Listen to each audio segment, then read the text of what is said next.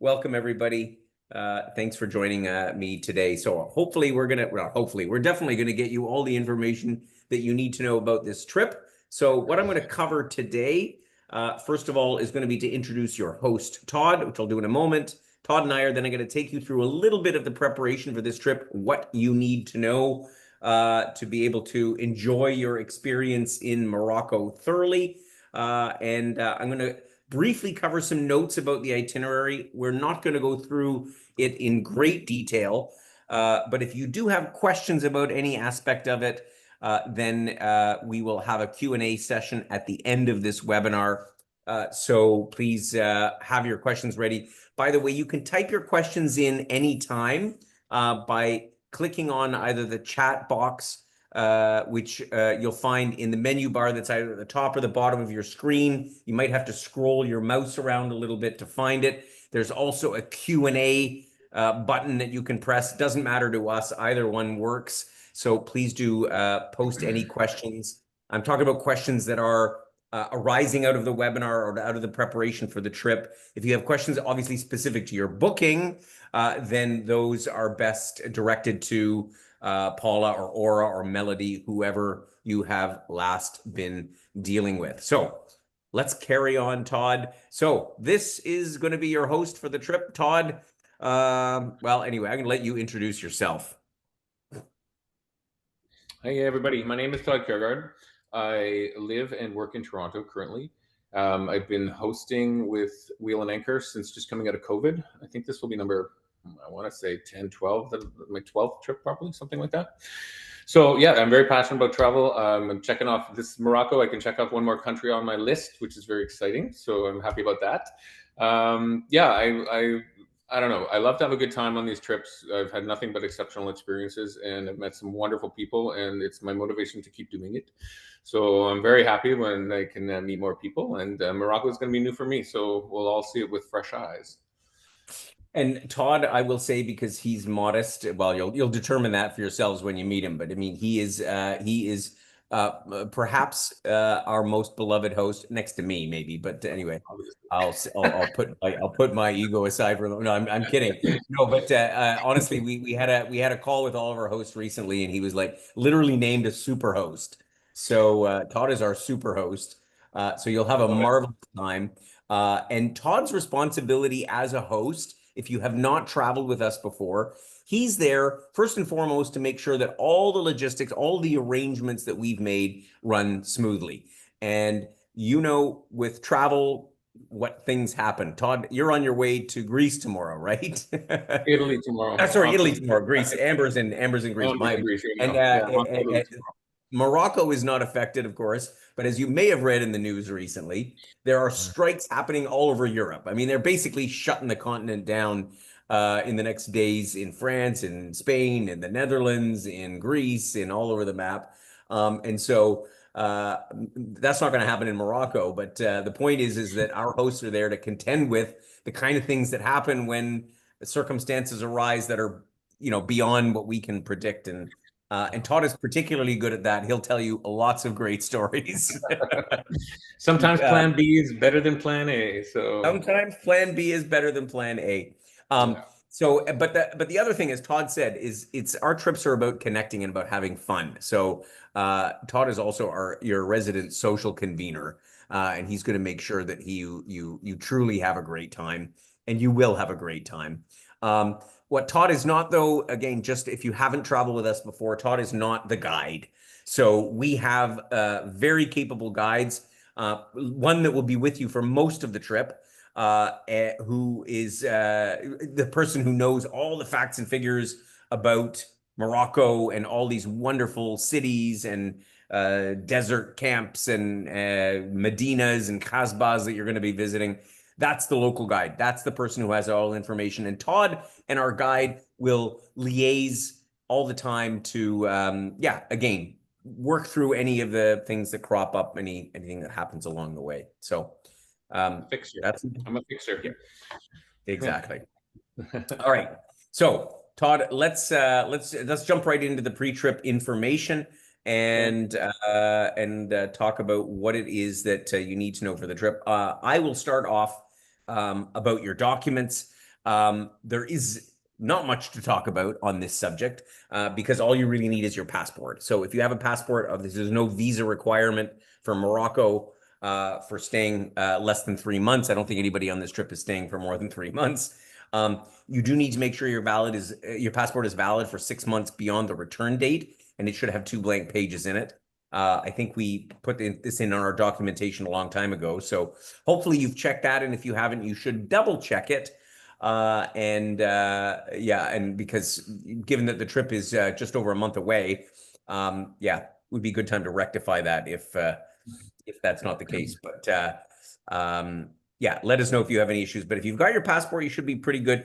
I always highly recommend, what I do is I have a copy of my passport. I have multiple copies that I keep on my phone, make a picture of it, just so that you can leave your passport in your hotel or in your desert tent when you're in the Sahara. You don't want to be lugging it around with you. There's no need to take it with you. Generally speaking, if for some reason you need it, if you're changing money or if you're getting a SIM card where they may require that you present a passport, generally speaking, you can get away with showing a picture of it on your phone, so you don't have to risk it becoming separated from it.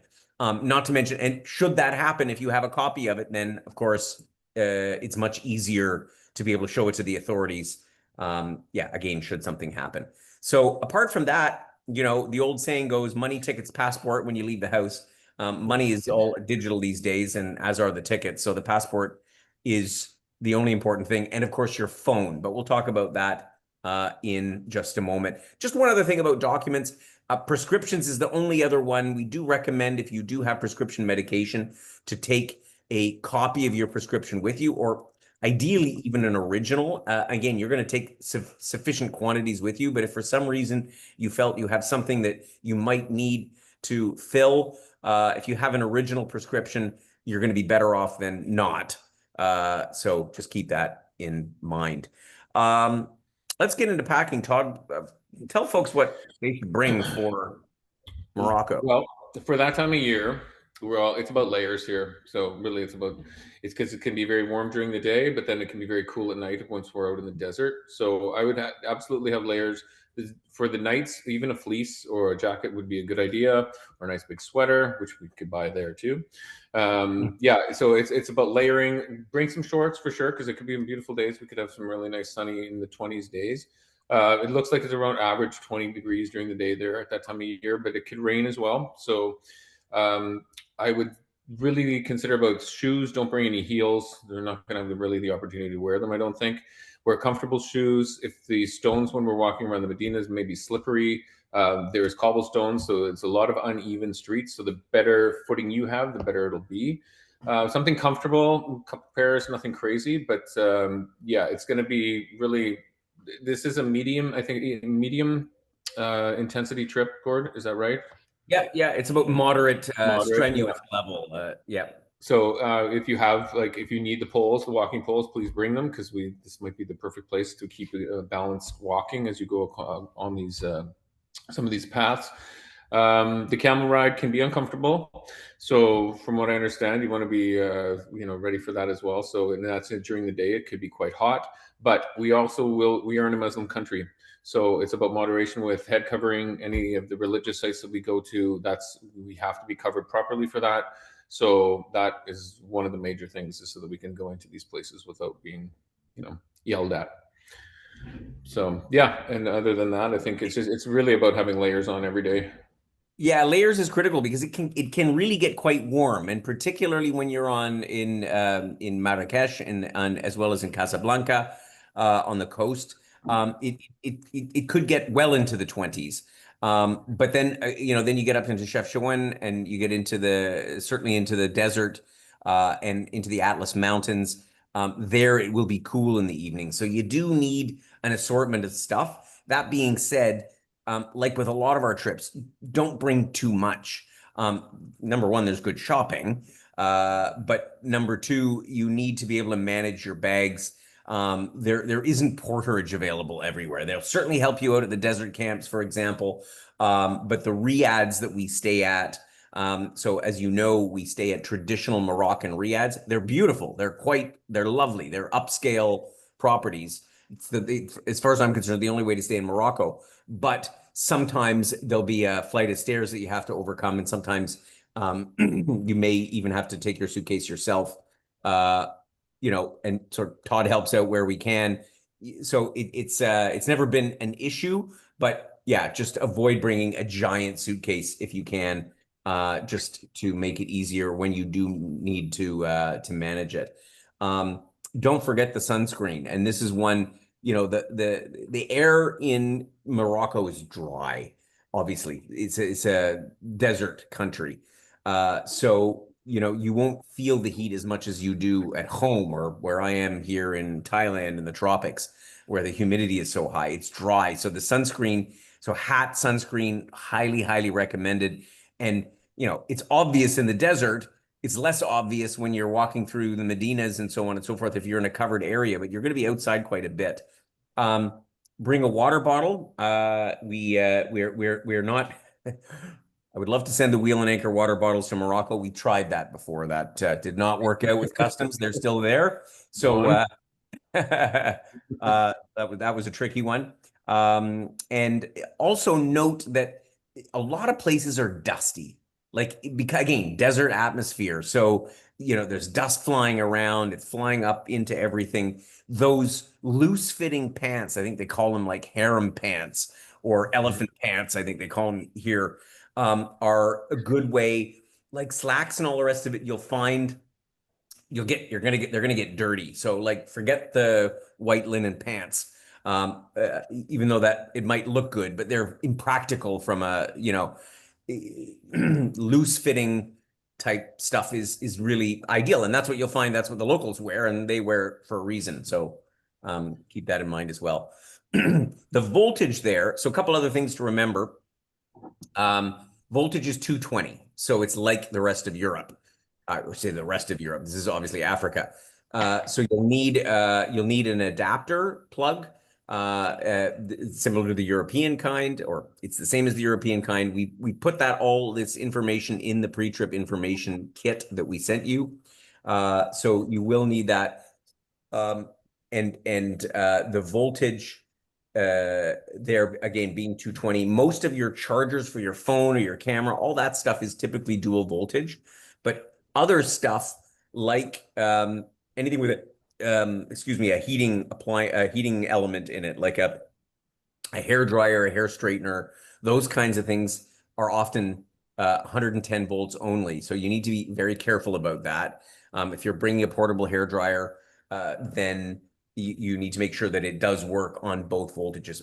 A lot of them do, but some of them don't. So that's something to be mindful of. Yeah, good. I think we covered pretty much everything on packing. So let's move into money. Okay, about money. So in Morocco, it is the dirhams. One dirham is about 15 cents Canadian right now. So you're looking with bring an exchange app. So every dollar Canadian is about 6.5 dirhams. So when you're out there doing the math, or six, it's close enough. But is this where we talk about the Wise card, right? Gord? Yeah, no, not on the next one. But so you're not going to probably find any Moroccan dirhams before you leave. So the best thing to do is we would get some when we're there. So ideally, a bank machine from a proper bank. We'll find that first. We won't be going to like just a random ATM somewhere, and we will withdraw money there. I think that's the best. Well, the only way to really get some walk around money. Absolutely. Is that, and then we also is there anything else on this? I think they accept major credit cards there. They do in the bigger cities for sure. Credit cards. Yeah, in the bigger cities for sure, credit cards. But all these little markets and souks that you're going to be visiting, that's where you need some cash. So the question always is, how much cash? How many souvenirs do you want to buy? There's a lot of interesting things. So if you're a shopper, there's a lot of interesting things to buy. Another reason to leave extra room in your suitcase. But you will need some dirhams for that and in cash. So what I would do in this case is I'd go with my credit card or my Wise card, which Todd will explain in a second. And I would go and I'd grab, $200 equivalent thereof in dirhams. And then at least then that will keep you going. And that will, you'll then, by the time you get up to Fez, in the early part of the trip, you'll have a sense of, oh, okay, well, this is what I can find. This is what I was going to need. And then Todd and your local guide will let you know if you if there's a point where you're like, oh, we're going to the desert. There's not going to be any ATM. There's also nothing to buy in the desert because you're in the desert. So they'll let you know if it's like, okay, everybody, it's only cash for the next 2 days or something like that, and you can use your ATMs. Yeah. Why don't you explain about Wise for a second? So Wise, you know what, Gord? I think we should be getting a cut from them because this is one of the best things that we've ever seen. I agree. We should. Wise is, well, it's all in the name. It's a really wise way of doing things. So basically, there is a app and also a physical card as well. We do have time, I believe, to get the physical card. So if you sign up for the app now, you can get the actual physical card. It's almost like a debit card in a sense, or you transfer money from your bank account onto the card, and then it'll come onto the card in Canadian dollars, and then you can pick any currency around the world. Well, not any, but the majority of them are on there. About And 50. pardon? Any country you're likely to travel to. Let's put it that way. Pretty much, right? Yeah, like North Korea is probably not on there, but we're not going there. So, yeah, it's very easy, and then you can move the money around within it, and it's incredibly cheap as opposed to taking them out at cash points or money exchange places. It's the rates are phenomenally low, and then if you don't use it all up, you can transfer it back or leave it on there, and as you use the card, it just takes the currencies from wherever it needs to be able to pay for if you haven't transferred to the local currency. The only thing you cannot do with this card is withdraw cash in Canada, but you can withdraw cash around the world from other bank machines. So Exactly. pretty much. I like it because you put $1,000 on the card, you transfer it in with Interac or anything. You can see your balance. I don't even bother putting it into other currencies. Usually, I just leave it in Canadian dollars, and then it's kind of like your travel budget because you can see it on the app. It's super easy to use. So anyway, I think we don't need to say anything more about it. As soon as I leave Canada, I put my credit card from home away because they charge you ridiculous exchange rates these days. And I only use the Wise card when traveling abroad. So Yeah, the exchange rates do not make up for the points you're getting if you're trying to get points. Like you've actually, it's no, a they loss. really Like don't. you're not gaining anything by using credit cards from home. You're losing. No, yeah, agreed. I've tried that. It doesn't work. So yeah, that's a good point. Good. Let's talk about Tips. gratuities for a second. So your gratuities are mostly included for all the services that we provide on your behalf, all your drivers, your guides, and any porters or anybody like that we meet in the context of the trip. That's you prepaid for that. It's included in the program. The only time is when you're on your own. So for example, in the airport transfer, if you got a great driver and he's super helpful and you want to leave him a couple of bucks, you can leave him in dollars and whatever you want. Tips are welcome in any currency. And we're obviously not there. And if you're dining out on your own, which mostly in Marrakesh will be the case, for example, then you need some money for tips. So you don't need to tip like at home. So you're talking about 5 to 10%.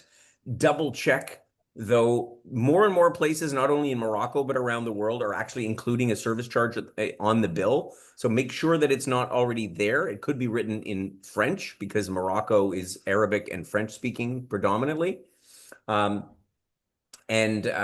Otherwise, you can sort of 5 to 10% is the guideline, I think, for Morocco. And then if you're at a cafe or someplace that's something like that, excuse me, I jumped ahead. You just round up by a few cents. You don't need to, you don't need to start calculating out larger amounts. And the other thing is, where you need small change for is sometimes public washrooms. Again, particularly in more touristy areas, like around the souks around Marrakesh, because a lot of the public washrooms will have attendants in them. So those people, you typically give, whatever, 50 cents or, a few dirhams to, excuse me, street performers, sometimes even when you have, you want to take a picture of somebody that's dressed in local, the local traditional dress. They may, want $1 or something or the equivalent thereof for, so that's, where you need to a few bucks here and there. Um, Todd, you want to talk about Yes. mobile communication for a sec? So I'm not sure if many of you are familiar with eSIMs or not, but as opposed to taking your own SIM card out and putting another one in, which works in some countries, I can't really speak to Morocco because I don't know what their telecommunication systems are like there. However, eSIMs work. There's one called Aerolo that is pretty good. There's always a little bit of a learning curve getting it onto your phone for each different trip. We've spent some hours sorting those things out. Some phones won't take it at all, so it really it's been a learning. Let's put it that way. So you could roam like home. That is an option as well for whatever, if you have that package, $15 or 17, whatever your provider charges you. Yeah. So Gord, did anybody get actual physical SIMs on any of the other trips, or have Yeah, they always yeah, they gone? have. So folks on previous trips have sort of done everything. I mean, some have opted to just use their roaming plan from home. It's expensive, but you don't necessarily need to have mobile data all the time.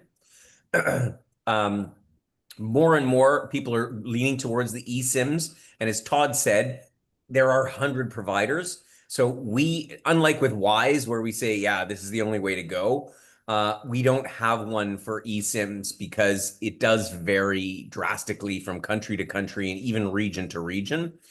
Airolo is a good one. Saily is one that I've used, Saily.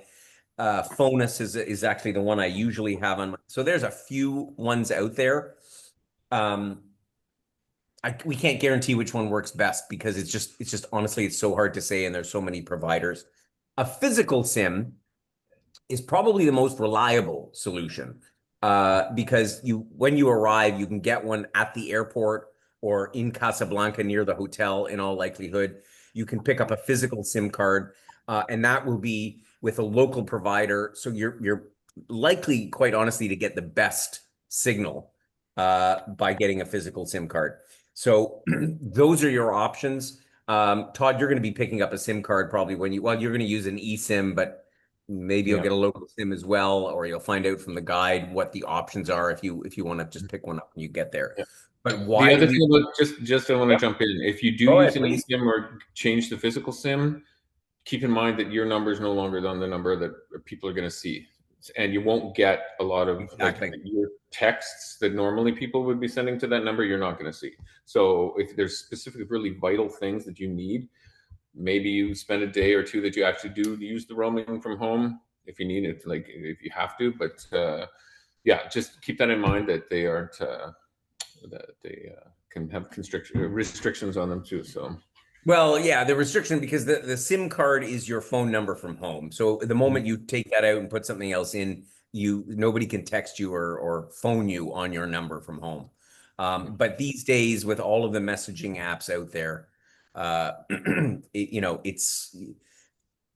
it's best to use a data app like WhatsApp, or we use Telegram or Facebook Messenger or one of the zillion other apps that are out there. Um, will you explain about a little bit Telegram. about Telegram and why it's important to set it up? Absolutely. So Telegram is our, it's like a WhatsApp. It's like any of the communication apps that they use, but we use Telegram because it's quite user friendly and quite simple to use. It is, we will have two different channels within Telegram. We will have our group chat channel where you guys can chat amongst yourselves. If you're like, oh, we're deciding this afternoon's our free day, there's three of us going to walk up to wherever to see this particular thing. Anyone else want to join? So that's the opportunity to just put the ideas out there, share with each other. Oh, we found this lovely cafe this morning. You guys have to check it out because if you don't, you're going to miss something special. That all goes there. And the other one is a broadcast channel where I communicate to everybody directly about what's happening the following day, any changes to the itinerary. You're all given the pre-trip information anyways with the our daily itinerary and everything, but things do change and eventually it's an eventual thing that it's an eventuality that things may change. So this is where I can communicate to you if I don't see you in person. So I think it's really important that we have that ability. And then if there is any, you guys have any issues or anything, you can you can message me in privately through this as well. So if you're like, oh, I don't feel well, I don't want to go on the tour tomorrow. Thank you very much. You've given me the information, and I don't have to look for you in the morning and worry about you, kind of thing. Exactly. So And you can share your location on the app. This is another great tool because, let's say you're out in, again, I use the example Marrakesh. You get into the souks and it's like, I'm lost. What do I do? You can send a Telegram message to Todd. And then there's a button on there where it's like share location. And then either he can come and find you or you can find your way out of there. So for me, one of the biggest, most important reasons why I have obviously a SIM card wherever I go is for Google Maps and to be able to navigate around. That's for me the most important thing of all. So yeah.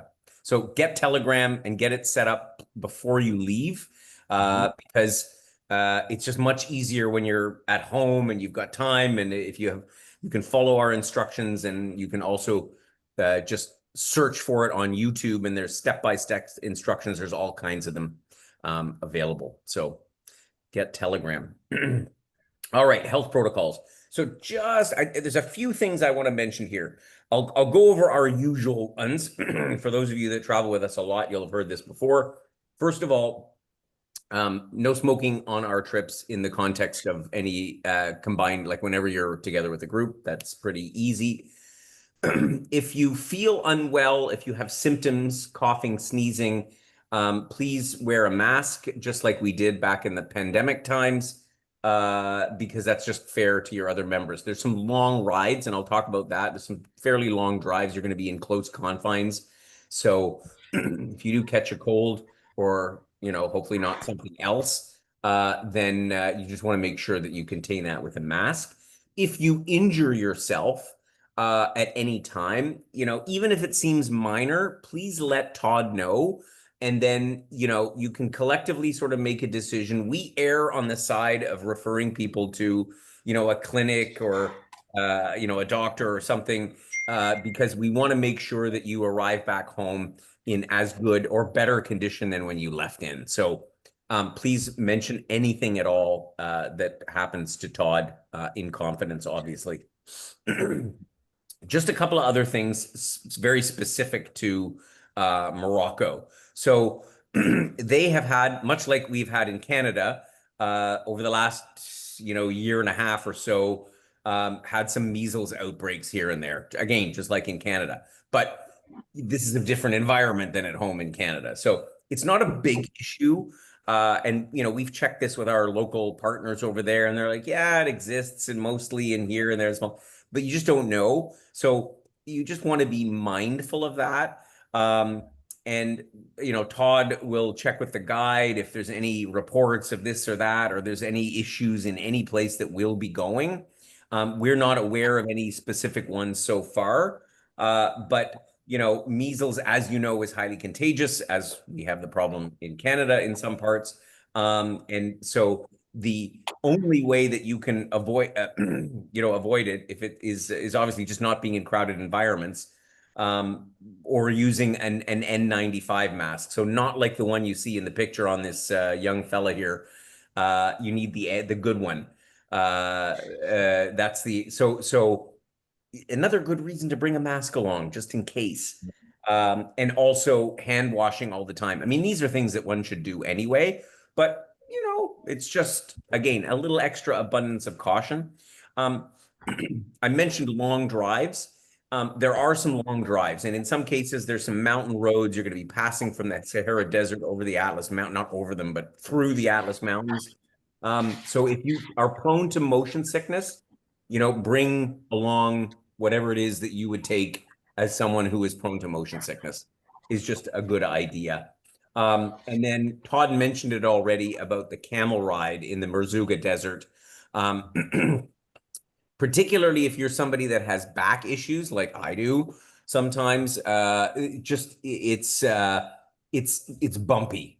It's like, think about a horse, but bumpier. So if you're not sure, think twice. Looks like fun, and it is fun. Don't get me wrong, but I'm not dissuading you from doing it. But it's a camel. They're unpredictable. So I'm just putting it out there. Uh, okay. All right. I think we said enough about prep. Just go into the sort of the usual travel information leading up to the trip. Again, a lot of strikes and airline and airport strikes happening in Europe. So if you're flying directly from, or regardless of how you're flying, but if you're flying via a European gateway in particular, as opposed to flying directly from Montreal to Casablanca, then do keep an eye on your phone, your emails, in case the airline advises of a delay or a cancellation, because there's quite a few happening these days because of all this craziness in Europe.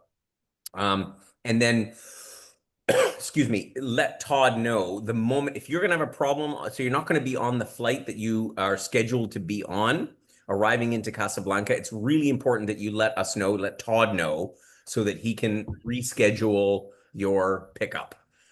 So that would be the most important thing to note. When you get in, obviously you'll arrive into the arrivals hall, you'll pick up your luggage, and then you'll go out. Your driver will be there to pick you up. It's a bit of a busy airport, like most airports are. Look for your driver with your name or wheel and anchor on a sign. If you don't find them immediately, just look around a bit, bear with them.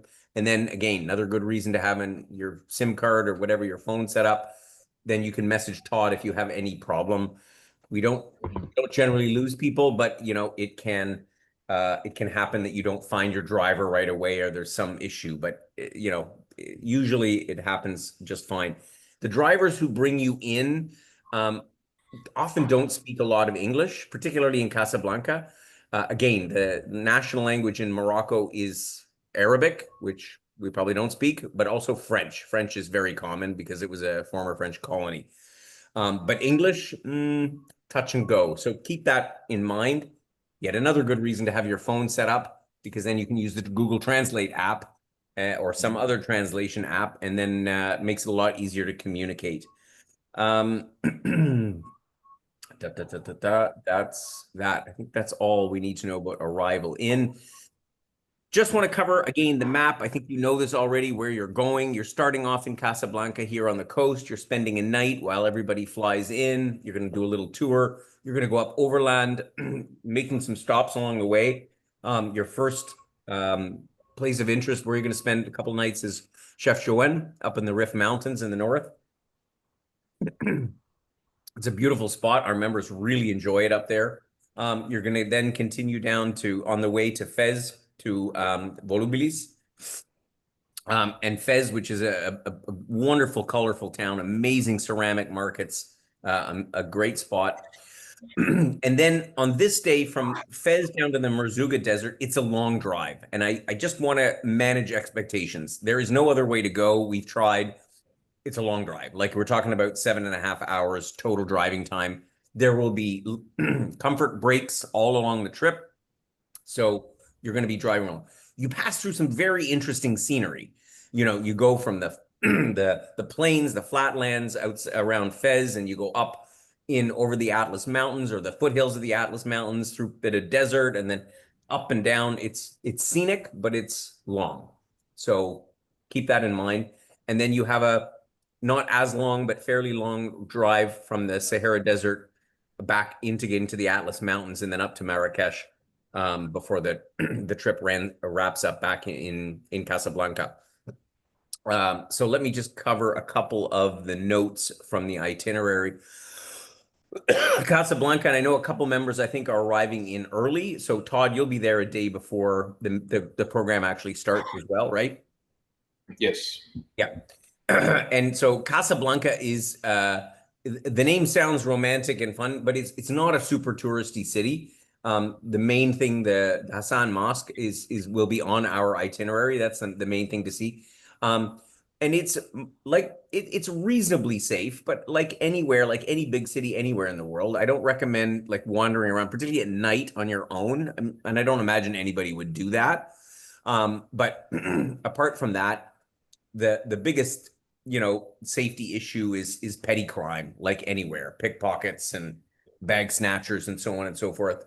But it's not a terribly big issue. In fact, there's probably bigger issue in the souks in Marrakesh or Fez because there's just more tourists around. Casablanca is more of a commercial center. So after a night there, the next day, Todd will give you the orientation about what's going to happen in the first few days of the trip. Then you'll make your way up to Chefchaouen. Beautiful in the hills and the mountains. As you can see here, there's quite a bit of green to it.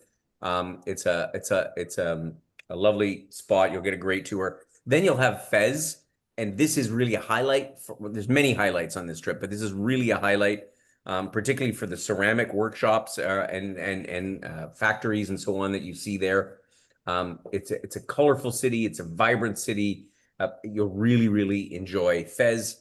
Then, as I said, that long drive down to the Sahara Desert. And, as is in the meantime, pretty common knowledge, the desert can be quite hot in the day and quite cold at night. So the temperature swings are quite large. There's an opportunity for a camel ride in the desert, which as I talked about, it's entirely up to you. And I think you're going out for a dune ride as well. And it's to be out in the Sahara that looks more or less like in this picture is quite an experience, and you will enjoy it. If nothing else, just looking up at the stars at night is absolutely magical. This is, again, a true highlight of a visit to Morocco. You'll pass through Bulmanidades here. You see these beautiful adobe kasbahs, which are the fortresses that are built into the side of the mountains. Fascinating countryside. And then your final stop will be in Marrakesh, which is a city that I love, partly because of the souks, but also the phenomenal medinas, the old town center, the various mosques. There's just so much to see, and you'll have a great culinary experience, a cooking experience there. You'll really enjoy Marrakesh. It's a great way to end up the trip, and there's stuff to buy everywhere. We often get the question about shopping. There's tons of shopping available, but in the essence of not lugging too much stuff around with you the whole way, you can pretty much find everything in Marrakesh that you'll find anywhere else. And so, I mean, I always say if you see something that you really fall in love with, just buy it then, because there might not be a second chance. But there's a lot of the fabrics and the ceramics, if you want to take that stuff back. A lot of it is available in Marrakesh at the souks. Yeah, okay. As Todd said, just some other general information, and just to address a couple of the questions that came in before. The activity level is fairly moderate. I mean, there's no super long hikes or anything like that. A lot of uneven surfaces, cobblestone streets, or even dusty sort of roads. The riads generally have stairs. These are ancient private homes of the nobility that have been converted into accommodations. Yeah, keep that in mind. I don't think anybody's going to be on anything higher than the second floor. Yeah, that's just how it is. They don't generally have elevators. Talked about the language, electricity, the religion. Yeah, you've got one national holiday, which is November the 6th, that's happening there. So some things may be closed. Todd, you'll be obviously aware of that. And so just advising anything that one should be aware of. Yeah, okay. And now it's time for any questions and answers. If anybody does have any questions, please type them in the chat box. I just want to address a couple of questions that came in. Will the riads we staying in have hair dryers? Generally speaking, all the riads will have hair dryers. If not already in the rooms, they're available on demand. So if you go down to reception, if it's not in the room, you can get one. I always say if you are someone that really needs a hair dryer, then just get a small portable travel one anyway. That way you don't have to bother worrying about it. But the level of accommodations we have generally have hair dryers available. We also got the question about facilities in the desert camp. Are there bathroom facilities? Absolutely. Is there electricity? Yes, there's electricity. But again, there might not be full blast electricity. The electricity is largely provided by solar power. So that's a situation where, and I wasn't actually able to ascertain from previous trips as to whether the hair dryers were. It does say that there are hair dryers available, but the tents usually have like solar power electricity, which means it's a much um, it's just a lower wattage. It's great for using charging phones and all the rest of that kind of stuff. But any high powered devices, you may have to go elsewhere, or there may be a generator. So that one, if it's a concern about needing more power in the rooms, please drop me a separate note, and we will investigate exactly the situation there. Then another question relating to transportation for those who are staying on longer at the end. Should we pre-book or should we just book a cab from the hotel in Casablanca? Kind of either way goes. I'm somebody that would generally always just book a cab locally or use Uber. And the hotel can certainly call transportation. So, but if you feel more comfortable, if you're somebody that likes to have everything pre-organized, then by all means, welcome pickups is a service that we have used ourselves in the past, and they are generally pretty good. But yeah, you could just as easily um, book locally. Bruce and City asked, how cautious do you need to be about food and water? Very good question. I would be um, moderately cautious. So I would be, you don't need to be as cautious as in Mexico or India, for example, where, you really need to pay attention to every washed salad and ice cube and all the rest of it. Um, but I still would be mindful. Again, the accommodations and the restaurants and so on that we're staying in are a very high quality and general and have very good hygiene standards. I never drink tap water anyway in these kind of places. So I just don't. So I would stick to bottled water. Um, if you're ordering a drink, a cocktail or a soft drink with ice in the hotels and so on that we're staying in, you're fine. In the desert camp, again, fine. They are pretty much only catering to overseas visitors, so they are accustomed to that, and the water should be filtered. But ask, and Todd will ask if there's any concern, right? That's partly why you have a host to say, yeah, how is the situation here? So I would be moderately cautious. And as far as food is concerned, my rule of thumb is I'm pretty adventurous. I like to try stuff. But if it's at a market, so you're in a souk and you're going to try something, only if you see it being cooked in front of you. If you see something being cooked in front of you, you're pretty good to go. Something that's been lying out pre-cooked or even less not cooked, I would keep my hands away from that. Or anything that is again, peeled fruit. If it's a whole fruit or something like that, I would say no problem, uh, because there's generally no issue with that kind of stuff. But yeah, so that's my sense. Moderate degree of caution is what's required. So great question. Thank you for answering that. Let's see. Another question has come in here. Can you take a cab from the airport, or should we pre-book transportation? So we don't, or if you're arriving before the trip actually starts, we don't provide transportation anymore, only because it's very difficult for us to manage because the host isn't on site. So we generally recommend to go to welcome pickups.